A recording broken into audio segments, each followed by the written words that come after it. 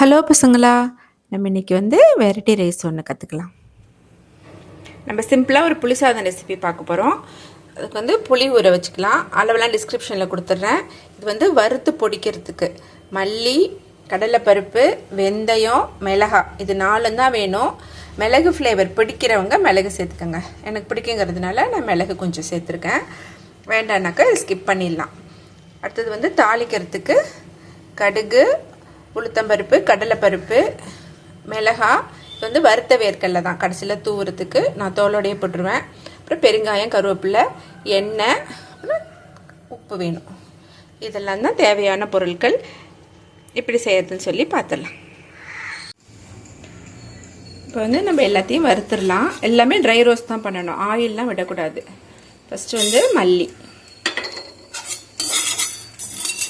எதுவுமே ரொம்ப வறுக்கக்கூடாது, லைட்டாக சூடானா போதும். மீடியம் ஃப்ளேம் வச்சுக்கோங்க. மல்லி லைட்டாக வாசனை வர ஆரம்பிக்கும், ரொம்பலாம் வறுக்க வேண்டாம். அடுத்தது கடலைப்பருப்பு.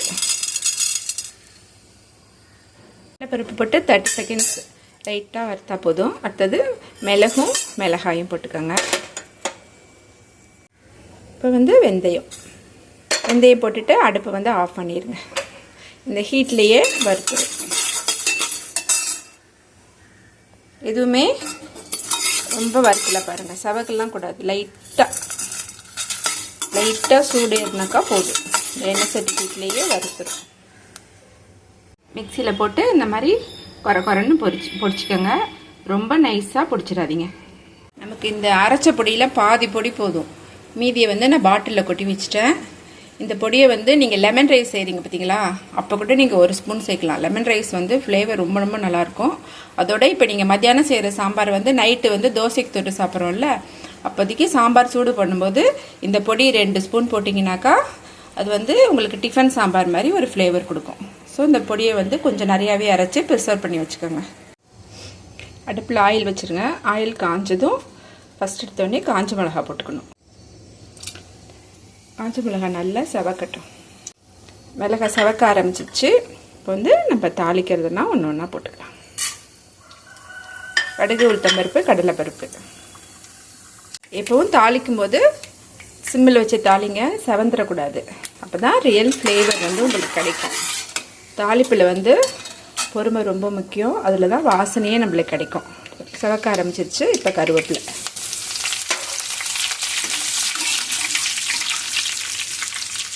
இதோட பெருங்காயத்தூள். தாளிப்பிலையே கரைச்சி வச்சோம் இல்லையா புளி, அதை ஊற்றிடலாம்.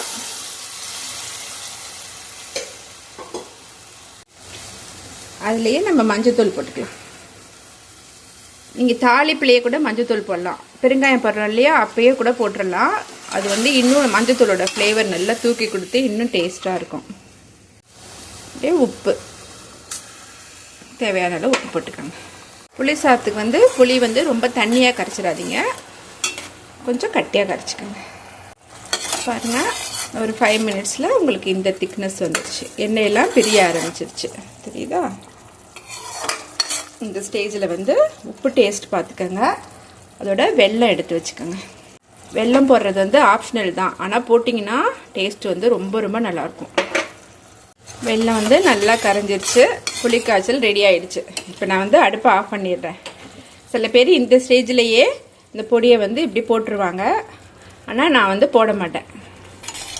ரைஸ் போட்டுட்டு ரைஸ் மேலே பொடி போட்டுட்டு நல்லெண்ணெய் ஊற்றிட்டு அப்புறம் தான் கிளறுவேன். அப்போ தான் உங்களுக்கு அந்த பொடியோட ஃப்ளேவர்லாம் நல்லா தூக்கலாக நல்லாயிருக்கும். இதிலே போட்டிங்கன்னா இந்த புளிக்காய்ச்சலோட மிக்ஸ் ஆகி லைட்டாக புளிக்குழம்பு டேஸ்ட் கொடுத்துரும். அதனால் இது தனியாக வச்சுக்கோங்க, பொடியை தனியாக வச்சுக்கோங்க. எப்போ சாதம் கலக்குறீங்களோ அப்போ மட்டும் பொடியை கலக்குங்க. அப்போ தான் ரியல் புளி சாதத்தோட ஃப்ளேவர் கிடைக்கும். காய்ச்சல் நிறையா இருக்கிற மாதிரி ஃபீல் பண்ணிங்கனாக்கா இந்த ஸ்டேஜ்லேயே நீங்கள் ஒரு பாக்ஸில் போட்டு எடுத்து வச்சுருங்க. இன்னொரு நாளைக்கு யூஸ் பண்ணிக்கலாம். அப்போ கலக்கும்போது திருப்பி பொடியும் எண்ணெயும் ஊற்றி கலக்கிக்கலாம். எப்போவுமே கலந்த சாதத்துக்கு சாதம் வைக்கும்போது தண்ணி ஒரு 1/2 கிளாஸ் மட்டும் கம்மியாக வைங்க. அதாவது இப்போ நீங்கள் 2 கிளாஸ் ரைஸ் வைக்கிறீங்கனாக்கா எப்போ 4 கிளாஸ் தண்ணி வைப்போம். இது இப்போ 3.5 கிளாஸ் வச்சா போதும்.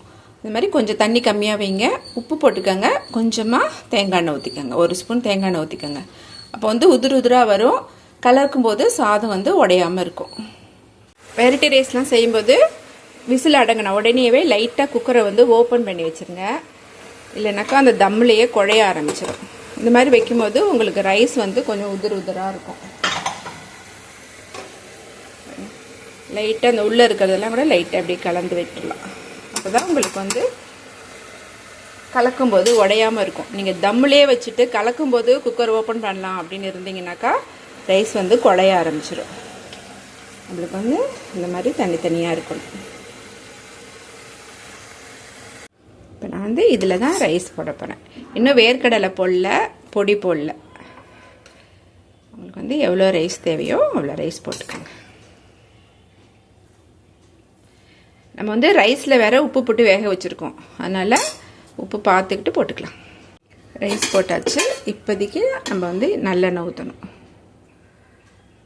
நல்லெண்ணெய் மட்டும்தான் ஊற்றணும். அதோட வேர்க்கடலை எடுத்து வச்சோம் இல்லையா, வேர்க்கடலை போட்டுக்கோங்க. அதுக்கப்புறம் நம்ம பொடிச்சு வச்ச பொடி ஒரு 2 ஸ்பூன் அளவுக்கு போட்டுக்கோங்க. அவ்வளோதான். வந்து நம்ம அப்படியே மிக்ஸ் பண்ண வேண்டியதுதான்.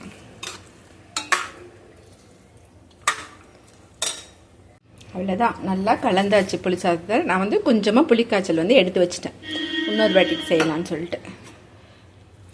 பாருங்கள், புளி சாதம் வந்து இந்த மாதிரி நல்லா உதிரியாக இருக்கணும். நான் சொன்ன டிப்ஸ் எல்லாம் ஃபாலோ பண்ணிங்கனாக்கா உங்களுக்கு பர்ஃபெக்டான புளி சாதம் கிடைக்கும். அவ்வளோதான் பசங்களா, புளி சாதம் ரெடி. நெக்ஸ்ட் வீடியோவில் பார்க்கலாம். பாய்.